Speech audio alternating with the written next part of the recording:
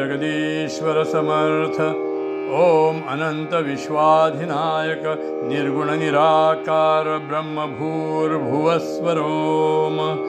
ओम नित्य शुद्ध बुद्ध मुक्त स्वभाव सच्चिदानंद जगदीश्वर उदयोस्तु।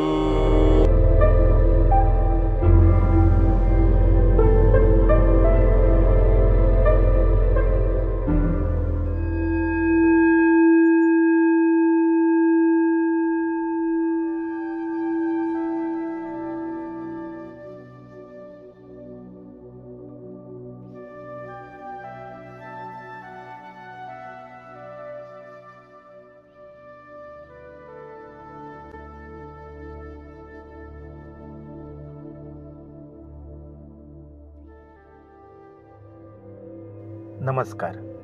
चला तर मग आपण आपल्या परमधाम ओंकार मंदिराच्या दर्शनाच्या पवित्र प्रवासाला सुरुवात करूया. सध्या आपण मापसापासून मार्ने शिवोली मार्गावर स्थित शिळपेम जंक्शन येथून मंदिराच्या दिशेने प्रस्थान करत आहोत. ह्या प्रवासात आपण मंदिरापर्यंतचा संपूर्ण मार्ग आणि परिसराचे सौंदर्य या व्हिडिओतून पाहणार आहोत. आपण एका सरळ जाणाऱ्या मुख्य रस्त्यावरून जात आहोत. हा रस्ता सुटसुटीत आणि आरामदायक आहे.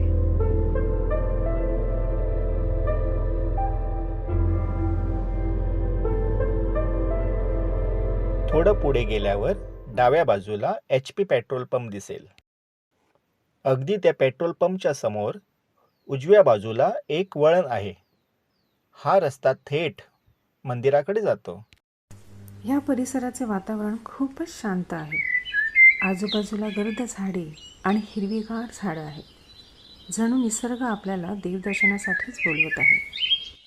चला आता आपण या पवित्र परिसराची थोडक्यात ओळख करून घेऊया. मंदिराच्या वाटेवर आणि परिसरात भरपूर झाडं आहेत. त्यात जांभुळाचं झाड, फळझाडं आणि इतरही निसर्गाने भरलेली हिरवळ आहे. सकाळी आणि संध्याकाळी पक्ष्यांचा किलबिलाट ऐकू येतो. मंदिराच्या सभोवती भरपूर मोकळी जागा आहे आणि वाहनांसाठी प्रशस्त पार्किंगची सुविधा सुद्धा आहे. ह्या मंदिराचं बांधकाम भक्कम, सुबक आणि पारंपरिक वास्तुरचनेनुसार केलं आहे.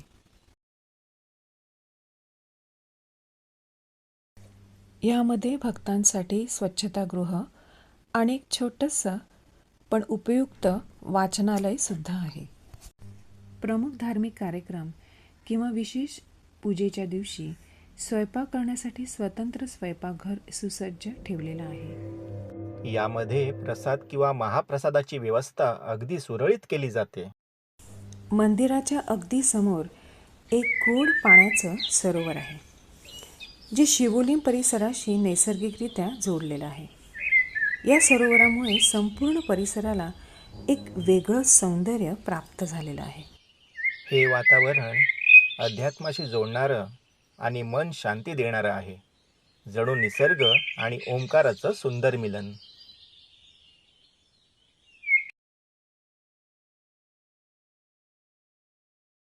येथे शांत रम्य वातावरणात अनेक विशेष कार्यक्रम आयोजित केले गेले आहेत. शाळेतील येथील शिक्षक प्री प्रायमरीच्या मुलांना घेऊन येथे वनभोजन हा उपक्रम करण्यासाठी आले होते. मुलांनी प्रार्थना केल्या आणि ज्येष्ठांनी त्यांना धार्मिक शिकवण दिली. सण उत्सवांच्या दिवशी इथे विविध भजन आणि धार्मिक कार्यक्रम आयोजित केले जातात. त्यावेळी मंदिराचा संपूर्ण परिसर भक्तिरसाने भरलेला असतो आणि इथे आल्यावर एक विलक्षण दिव्यतेचा आणि आध्यात्मिक आनंदाचा अनुभव प्रत्येकाला येतो. मंदिराची वेबसाईट www.paramdhamomkar.in वर सर्व कार्यक्रम आणि माहिती पाहता येते. भाविकांसाठी मंदिरात होणाऱ्या आरत्या, प्रार्थना आणि नित्य उपासना आता तुम्ही तुमच्या सोयीनुसार ऐकू शकता आणि ध्यान करू शकता. ह्या वेबसाईटवर दिव्यवाणी या विभागात हे सर्व उपलब्ध आहे. ही वेबसाईट इंग्रजी आणि मराठी या दोन्ही भाषेमध्ये उपलब्ध आहे. चला, आता आपण मंदिराच्या मुख्य पायऱ्या चढून आत प्रवेश करूया. मंदिरात शिरताच एक वेगळीच दिव्य आणि शांत भावना मनात दाटून येते. गाभाऱ्यात ओमची सुंदर प्रतिमा आहे, जी अत्यंत प्रभावशाली आणि मन प्रसन्न करणारी आहे. गाभाऱ्यात मंदिराचे संस्थापक ब्रह्मचैतन्य श्रीमद सद्गुरू स्वामी रामकृष्णानंद सरस्वती महाराज यांची तेजस्वी मूर्ती विराजमान आहे. त्यांनी ओंकार या निर्गुण परब्रह्माच्या पूजेसाठी स्वतंत्र पद्धत निर्माण केली असून त्यानुसार येथे पूजा केली जाते. संपूर्ण भारतात ओंकार प्रतिमा असलेले पहिले मंदिर उभारण्याचा सन्मान त्यांना प्राप्त आहे. गाभाऱ्याच्या भोवती भरपूर जागा आहे, जी ध्यानधारणा, प्रार्थना आणि आत्मसाक्षात्कारासाठी खूपच योग्य आहे. ह्या मंदिरात आल्यावर आपोआपच आपली एकाग्रता वाढते, मन शांत होतं आणि विशेष म्हणजे आध्यात्मिक ऊर्जा अनुभवता येते. हे मंदिर केवळ धार्मिक ठिकाण नसून निसर्गाशी व आत्म्याशी एकरूप करणारं एक पवित्र स्थळ आहे. येथे प्रत्येक क्षणात एक सकारात्मक ऊर्जा भरलेली आहे, जी आपल्या आयुष्यात एक वेगळीच दिशा देऊ शकते. आता आपण मंदिराबद्दल अधिक माहिती, काही प्रतिक्रिया आणि अनुभव जाणून घेऊया. सर्वप्रथम श्री सुरेंद्र बोरकर, जे सद्गुरू स्वामी रामकृष्णानंद सरस्वती महाराज यांचे शिष्य आहेत. त्यांना माझा नमस्कार. कृपया आमच्या भाविकांसाठी परमधाम ओंकार मंदिराची माहिती करून द्यावी. ओम जगदीश्वर समर्थ. नमस्कार. आता मी आपणास या ओंकार मंदिराची निर्मिती कशी झाली याबद्दल सांगत आहे. या ओंकार मंदिराची निर्मिती श्रीमद सद्गुरू स्वामी रामकृष्णानंद सरस्वती महाराज याचकडून ईश्वरी इच्छेनुसार झालेले आहे. तरुणपणी सिद्धपुरुष श्री स्वामी अच्युतानंद महाराज यांनी रामकृष्ण यास नेत्रकटाक्षाद्वारे दीक्षा दिली आणि यामुळे त्यांना ईश्वर प्राप्तीचा मार्ग सापडला. ते तपसाधना करू लागले.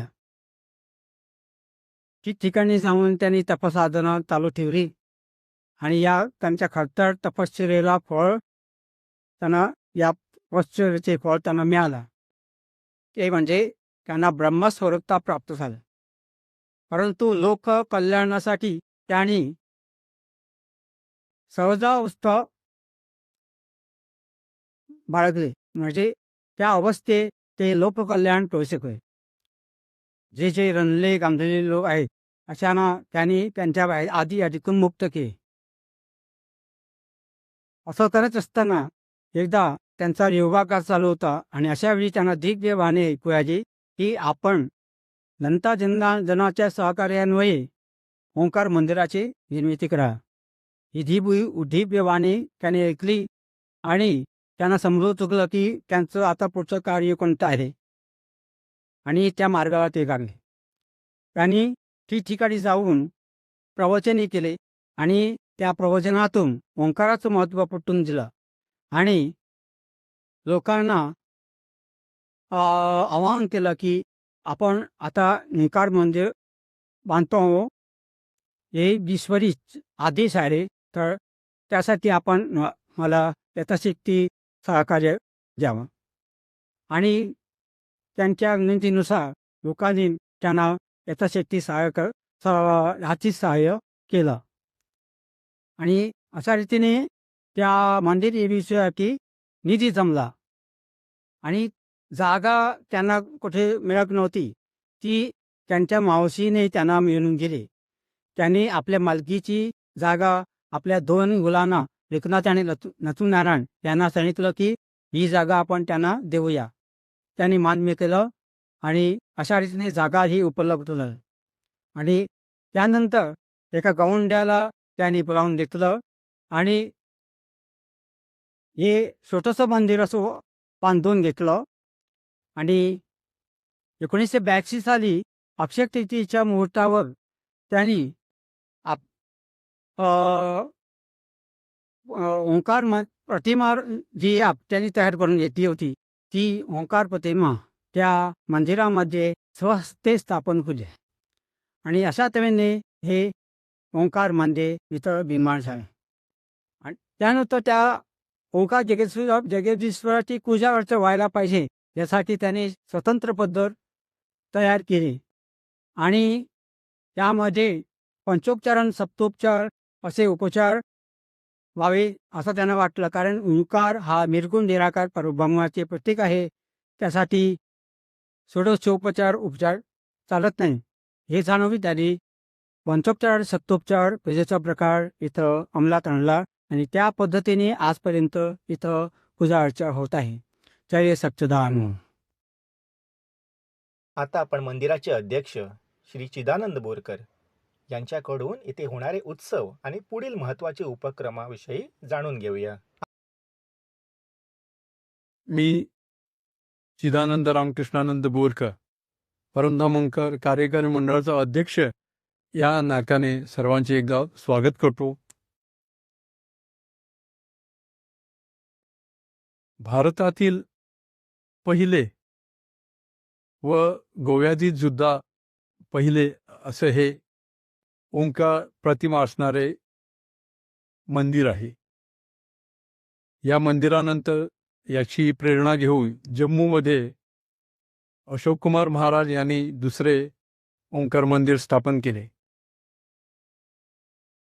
1982 सालच्या अक्षय तृतीयेला या मंदिराची स्थापना झाली आणि तेव्हापासून दरवर्षी अक्षय तृतीयेच्या दिवशी वर्धापन दिन इथे उत्साह साजरा केला जातो. हा इथला प्रमुख उत्सव आहे. दुसरा मुख्य उत्सव म्हणजे महाशिवरात्री. या दोन्ही उत्सवा संपूर्ण दिवसभर इकडे विविध पूजन अर्चन, वेळप्रसंगी कीर्तन, पुराण, नामसंकीर्तन, गायत्री मंत्र जाप असे विविध कार्यक्रम होतात. दुपारी आरत्या होतात.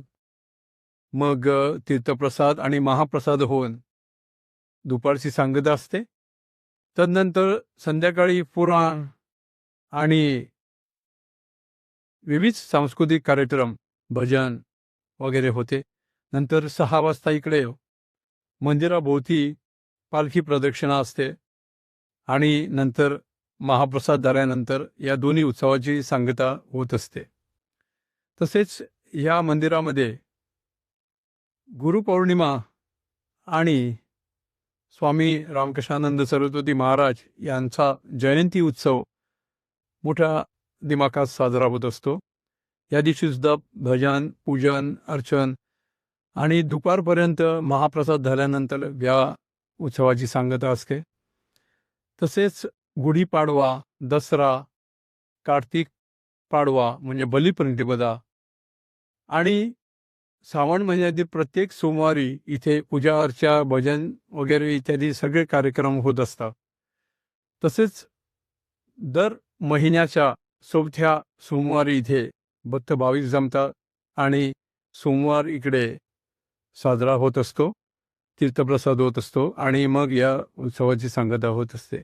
असे वर्षभर इकडे विविध प्रकारे विविध मुखोपक्रमाद्वारे इथे वातावरण प्रसन्न आणि चैतन्यमय ठेवण्याचा आम्ही प्रयत्न करीत असतो. धन्यवाद. 2025 सालापासून आमची ही नवीन कार्यकारी मंडळ निवडण्यात आलं आणि आमच्या या कार्यकारी मंडळात तंत्रज्ञानाचे, आधुनिक तंत्रज्ञानाचे ज्ञान असणारे आमचे सहकारी यांच्यामार्फत आम्ही विविध उपक्रम हाती घेतले. तर सुरुवातीला आम्ही या मंदिरासंबंधित संकेतस्थळ आम्ही स्थापन करण्याचा विचार केला आणि आता ह्या 2026 सालच्या महाशिवरात्रीच्या दिवशी त्याचं उद्घाटन होणार आहे. या संकेतस्थळावर आम्ही मंदिर दर्शन असा एक व्हिडिओ काढला आहे, तो त्याच्यावर घालण्यात येणार आहे. तसंच स्वामी महाराज यांनी रचित आणि संकलित केलेली प्रार्थना, नामसंकीर्तन, गजल, भजने इत्यादीचा समावेश असणारी एक बनिफित आम्ही ह्या संकेतस्थळावर आम्ही उपलब्ध करणार आहोत. याचा सर्व भाविकांसाठी लाभ होणार आहे याचा आम्ही अवश्य विचार केलेला आहे. तसेच आम्ही महिलांसाठी तेजस्विनी असं एक सदर आम्ही निर्माण केलेलं आहे.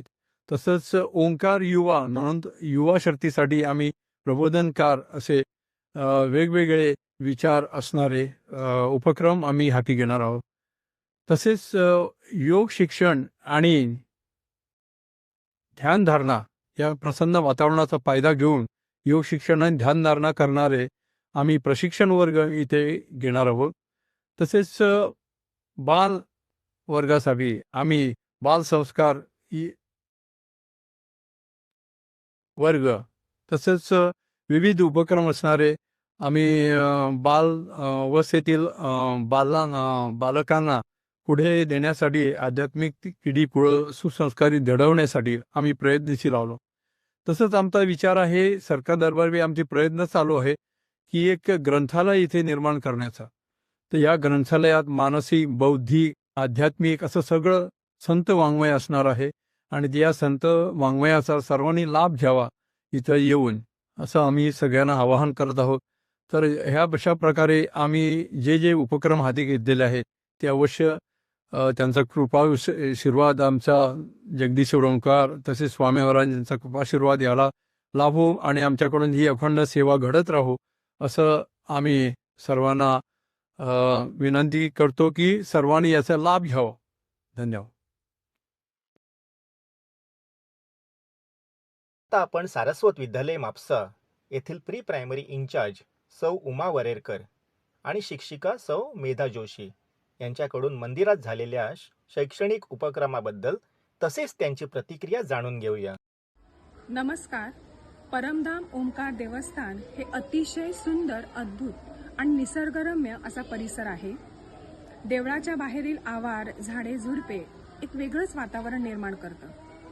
देवळात बसल्यावर एक वेगळ्याच प्रकारची मनशांती इथे लाभते. म्हापसा येथील सारस्वत विद्यालयाच्या पूर्व प्राथमिक विभागातल्या मुलांना इथे वनभोजन करण्यासाठी आणलं होतं. इकडच्या रम्य वातावरणात वेळ कसा निघून गेला ते कळलंच नाही. इकडच्या सुंदर परिसराचा मुलाने मनमुराद आनंद लुटला. या देवळात वेगवेगळे उपक्रम राबवले जाणार आहेत. लहान मुलांसाठी, मोठ्या मुलांसाठी, महिलांसाठी तसेच प्रौढांसाठीही. प्रत्येकाने ह्या उपक्रमांचा लाभ घ्यावा अशी मी विनंती करते व एकदा तरी ह्या देवस्थानाला भेट जरूर द्यावी. धन्यवाद. नमस्कार.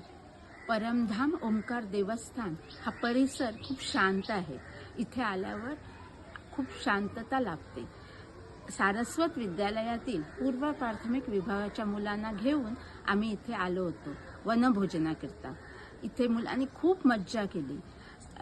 चुलीवर स्वयंपाक बनवला व केळीच्या पानावर जेवणाचा अनुभव त्यांनी घेतला. आजच्या धकाधकीच्या जीवनात मनशांती मिळण्याची आम्हाला खूप गरज आहे. म्हणून मला वाटतं इथे जी शांतता मिळते त्यामुळं आम्हाला मनशांती मिळते. म्हणून एकदा तरी इथं येऊन सर्वांनी त्याचा लाभ घ्यावा.